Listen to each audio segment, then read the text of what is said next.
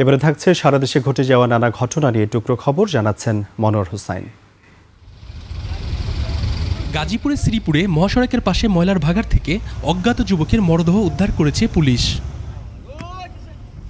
গাইবান্ধার গোবিন্দগঞ্জে করতোয়া নদীতে অজ্ঞাত ব্যক্তির মরদেহ উদ্ধার।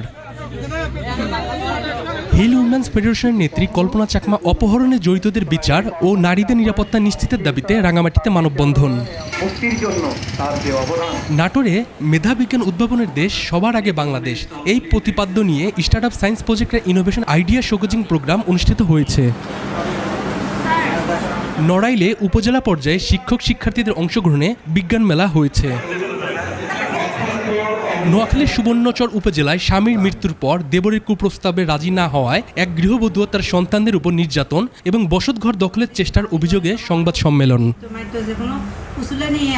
টাঙ্গাইলে জলবায়ু পরিবর্তনজনিত ঝুঁকি মোকাবেলায় চরাঞ্চলে ক্লাইমেট স্টার্ট কৃষি প্রযুক্তি বাস্তবায়নে কৃষকের ক্যাপাসিটি বিল্ডিং বিষয়ক প্রশিক্ষণ হয়েছে।